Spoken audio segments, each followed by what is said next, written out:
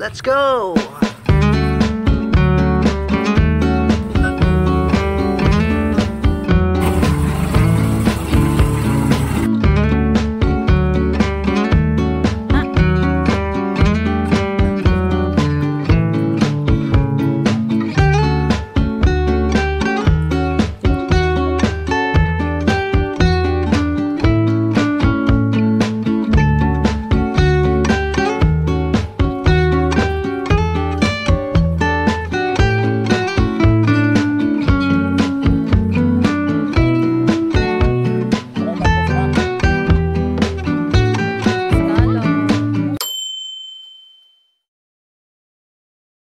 There are 3 ways to go from Manila to Gigantes Islands.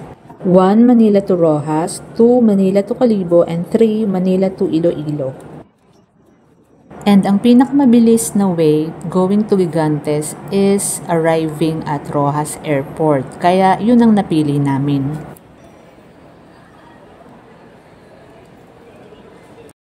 Guys, I have a Roxas City separate vlog. Check nyo yun. Ilalagay ko na lang yung link sa description box below. Mr. Jason Pastilana, Miss Emily Castro, Miss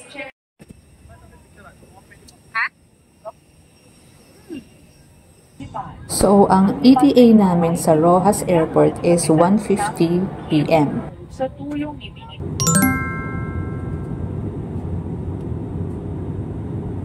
We finally arrived!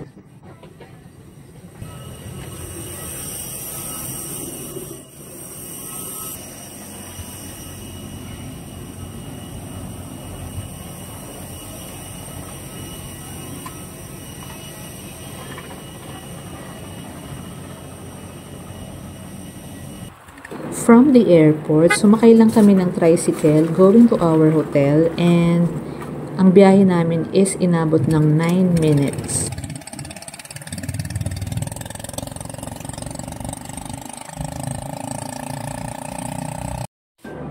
After namin mag-check-in, namasyal na kami agad sa Roxas City.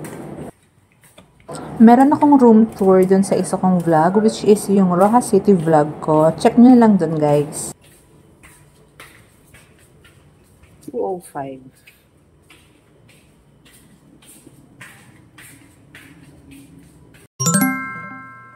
5:15 a.m. Gigantes Islands, here we come! This is around 5:30 in the morning, and ang call time namin sa Bangkal Port is 8:30 a.m.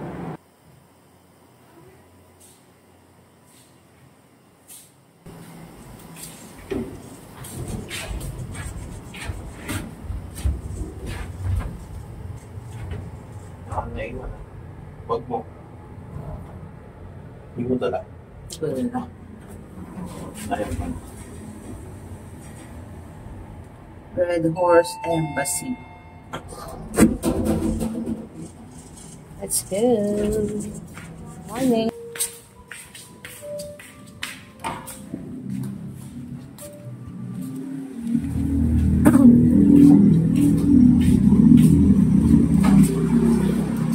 Dito.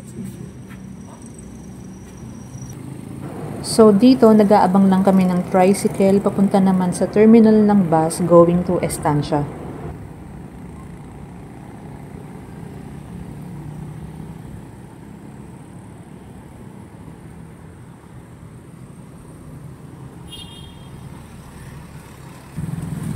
Kaya, Sacred Heart Terminal. Terminal, Makati. Yeah.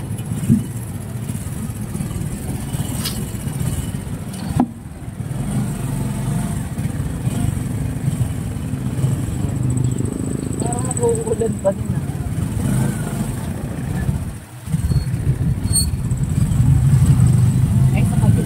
So, nung time na to, sinabihan na kami ng tricycle driver na merong heavy traffic kasi merong marathon. So, sinuggest niya na mag-iba na lang kami ng ruta kasi traffic na. And ayun, ang daming ng closed na roads that time. Aga pa naman ito, medyo worried lang kami kasi baka malate naman kami sa call time sa Bangkalport. So, dito na kami sasakay ng bus going to Estancia at ang drop-off namin is sa Balasan na. Hindi tayo pasok. Okay. And after 1 hour of biyahe, dumating na kami dito sa Balasan.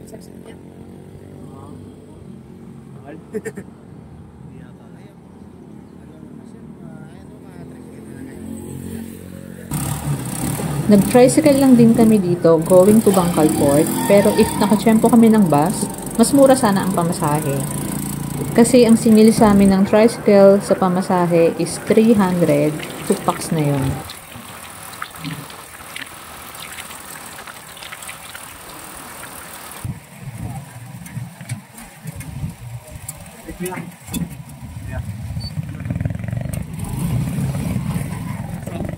Ito na lang po. Bibili pa ako.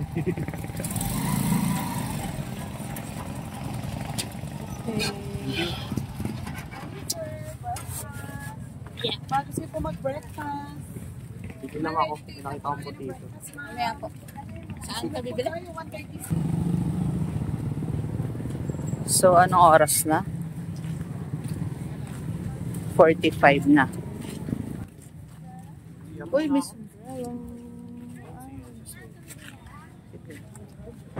Ang aga pa nito pero wala na kami sa wisyo kung ano-ano nang inuna namin, no? Good morning po. Dapat first things first ay nag-register muna kami. Nag-enjoy ako masyado dito sa mga souvenir shops. Sobrang dami ng pagpipilian. And if meron kayong mga nakalimutan, may mga tinda sila dito like yan, mga sombrero kung wala kayong dala.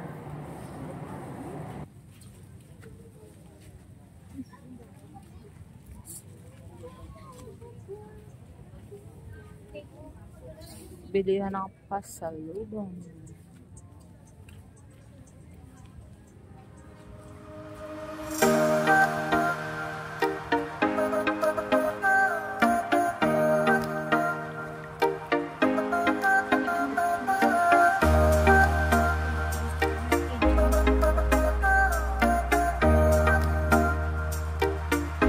Magkano po ang cake?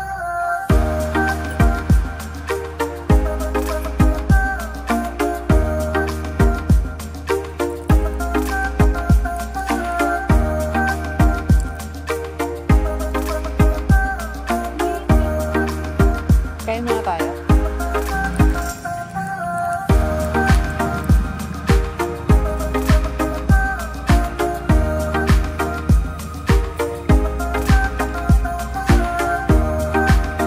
Thank you. Beauty.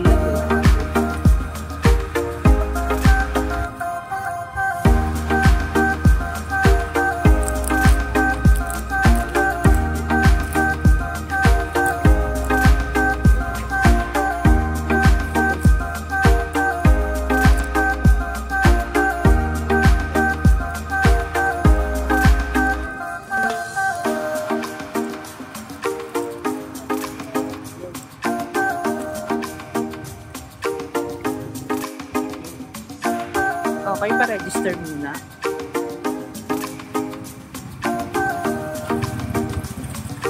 So, iyan po ang registration area. And ang hahanapin lang namin dito ay si Angelo from Isla Gigantes Travel Services. Nakapag-down na kami dito ng 50% a month ago. And 50% na lang ang babayaran namin dito. Ito yung page nila, guys. So, dito kapag kumuha kayo ng tour services sa kanila, sila na ang bahala. Wala na kasi kami binayaran dito eh. 1,099 per pax ang Gigantes tour package na kinuha natin. So, hindi pa kami nag-break ha. Sa hanap muna ako ng makakainan.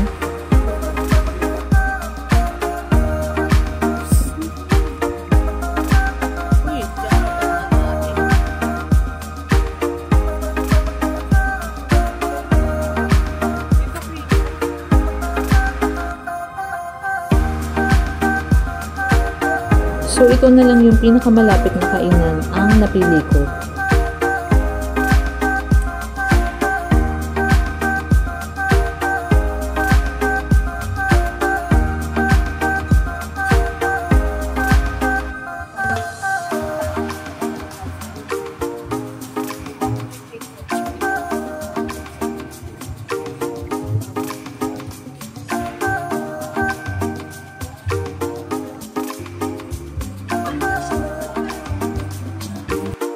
I also checked this souvenir shop. Nakatabi lang ng kinainan namin. Cute ng And bag. dito na rin ako nakabili ng iba pang mga pasalubong.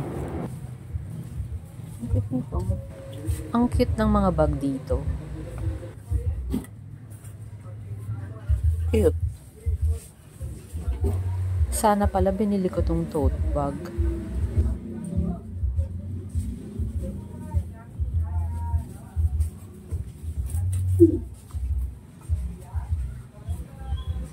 May mga rash guard din sila dito. Guard. Sarong. And may mga sarong din.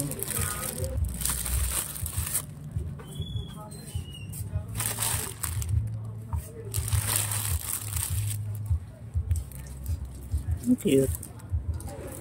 Meron din silang iba't ibang style ng bags.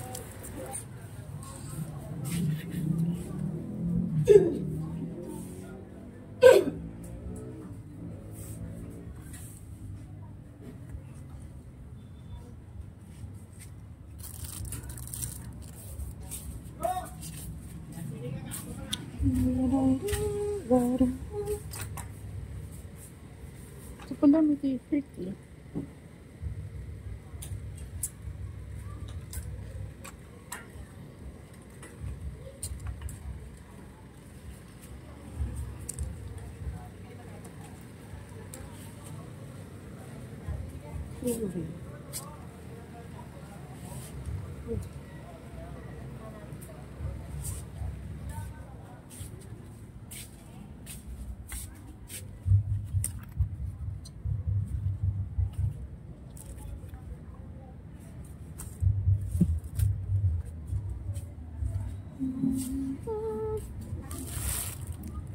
T-shirt 200. Before pandemic, ang plano talaga namin is to celebrate our first anniversary sa Sicogon Island.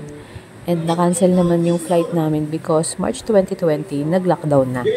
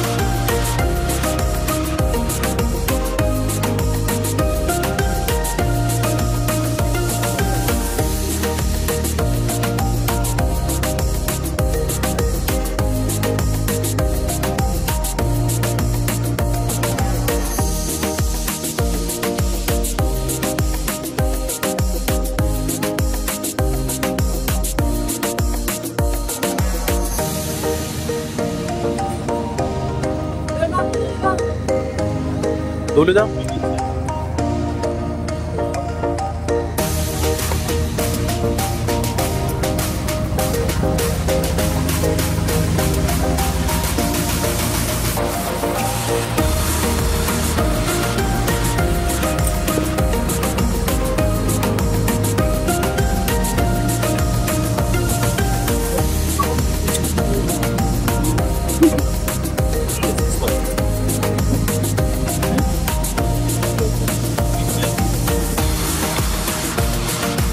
Dulo tayo.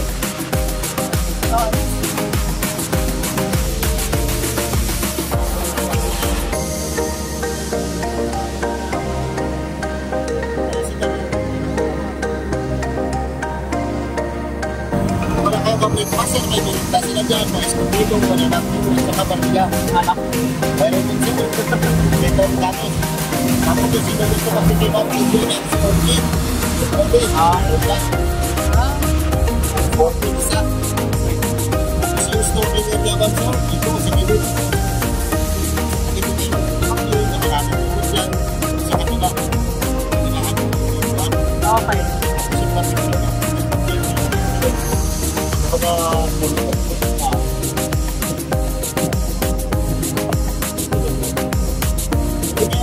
So, 1 hour kami magstay dito, sabi ni Kuya Tour Guide.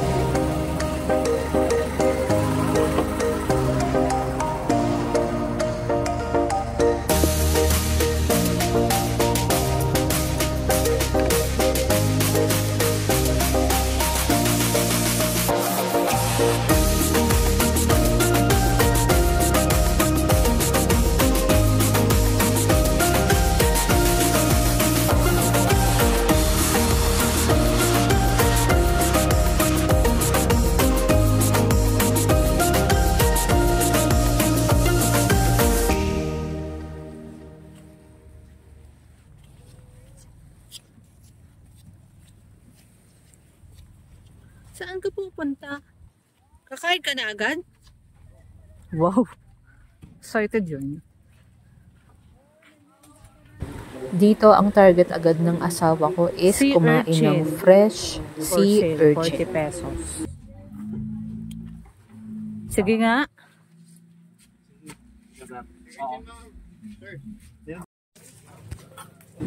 Dito, tinatanggal ni Kuya yung mga part na hindi dapat makain. May tinatanggal si Kuya. yung bito pa na. Bito pa yun. Tapos,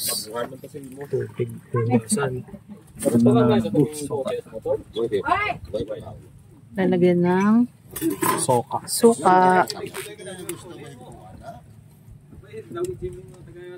Puti naman. Bilisan mo binibidyo ang kita. Hindi pa ako paano yung suka.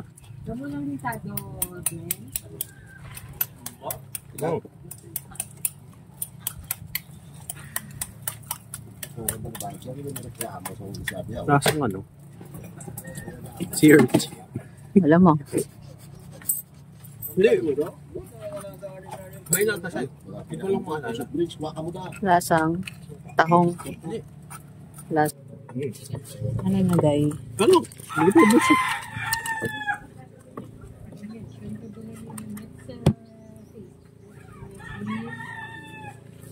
Sarap siya.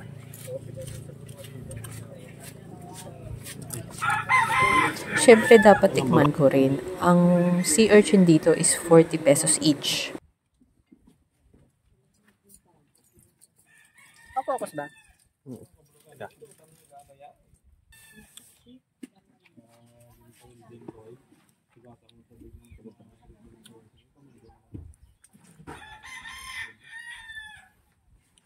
Lasang seafood. No, daming seafood. Dito, sabi. Teka. Hindi nagpo-focus.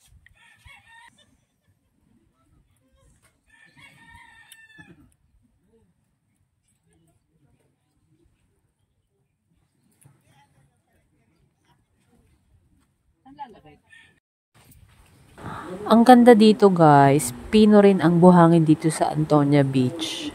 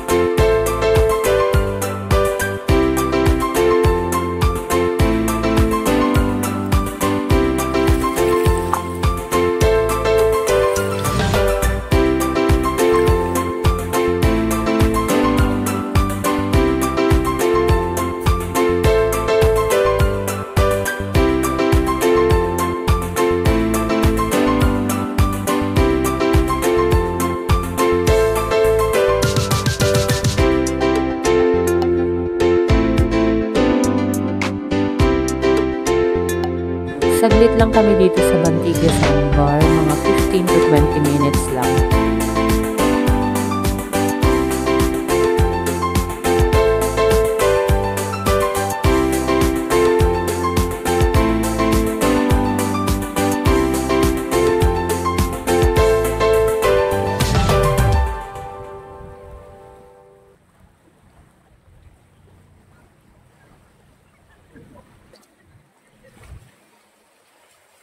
Come here.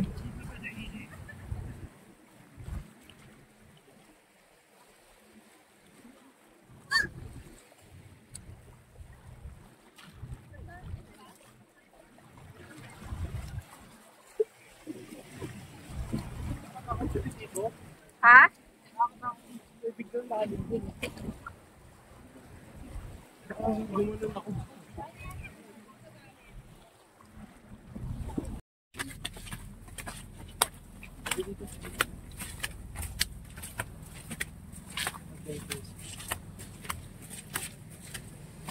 Ito kay.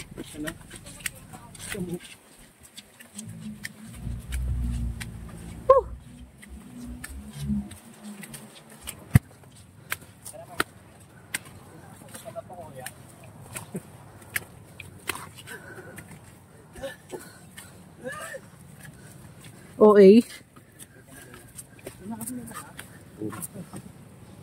Babanan to dati eh.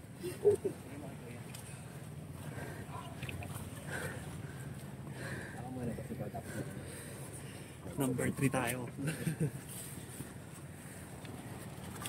Oh, hindi. Tulong bata. Ako, hindi mo sa masaka.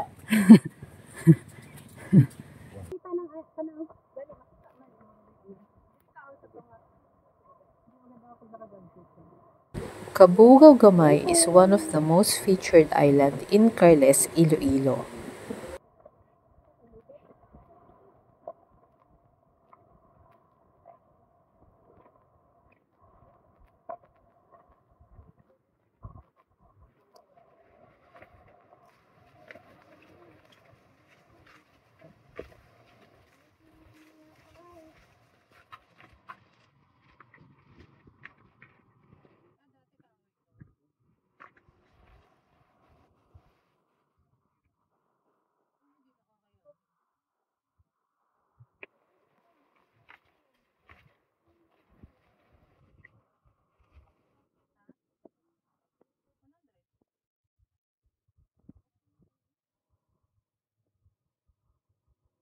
One hour kami mag-i-stay dito sa island and medyo umuulan nung time na dumating kami dito.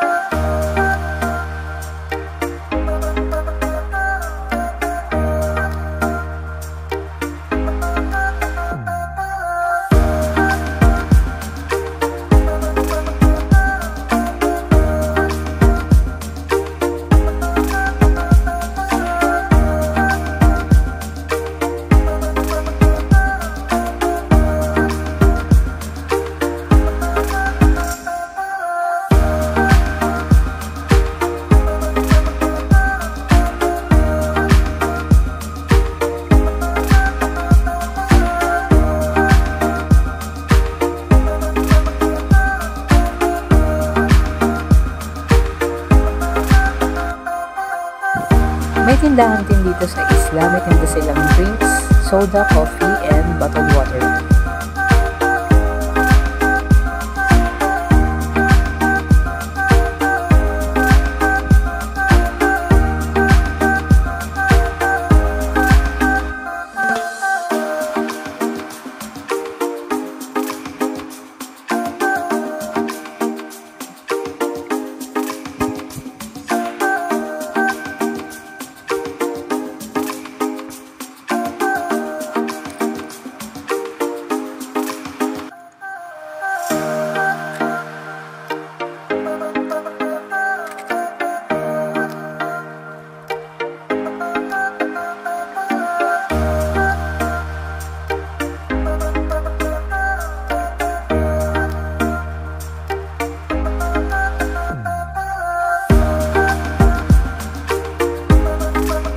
May nakita din kaming mga cabin dito, siguro para sa mga gustong mag-overnight.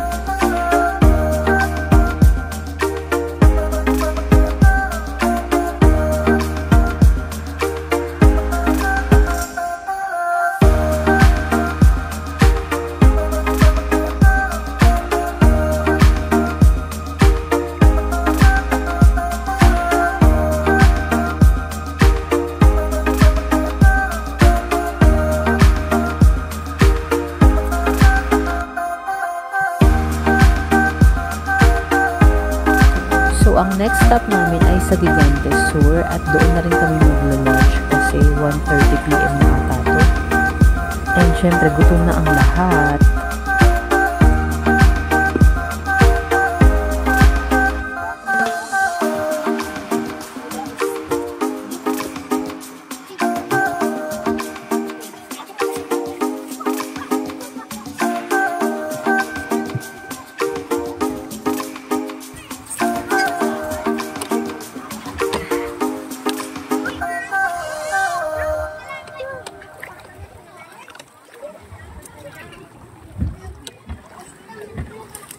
Ay, malalim.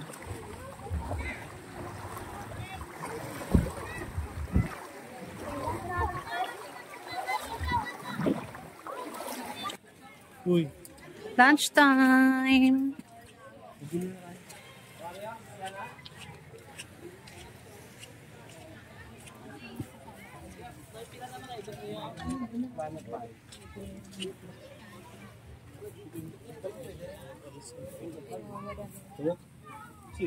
Kaya.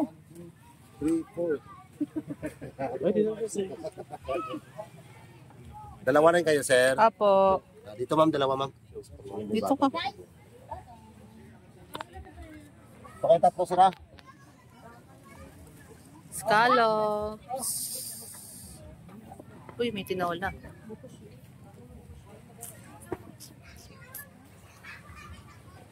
Okay. After ng lunch is dumiretso na kami dito sa Tangke Lagoon and isa din to sa mga nilulook forward ko dito sa tour. Medyo masikip nga lang dito sa taas kaya mga 20 minutes lang kami nagstay dito. Kasi may mga dadating pang ibang group eh.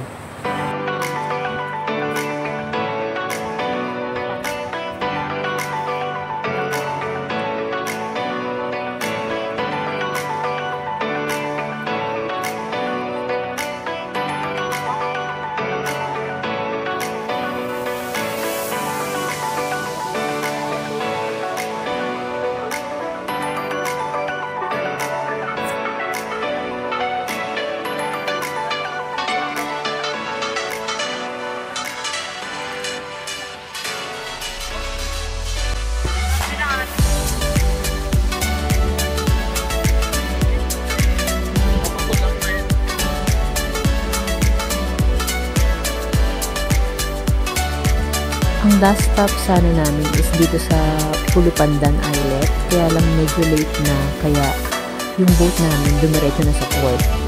And pabor naman sa amin kasi worried din kami baka maiwan kami ng last trip sa bus eh.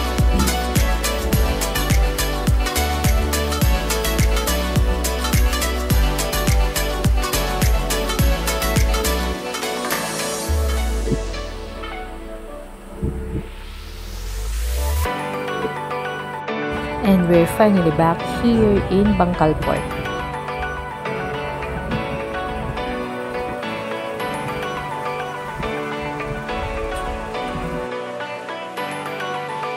I really enjoyed this Gigantes tour and kung hindi mo pa na-try dito, must try to guys. Worth it dayuhin.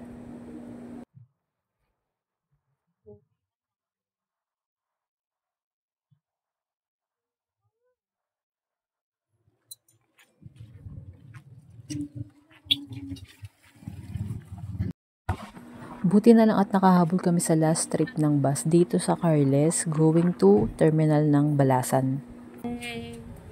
And sa hotel na rin kami magbabanlaw kasi nga nagmamadali na kami.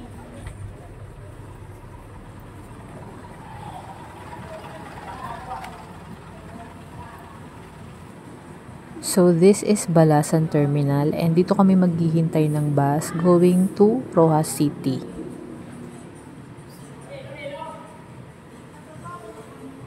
Wala. Rojas. Waiting lang tayo.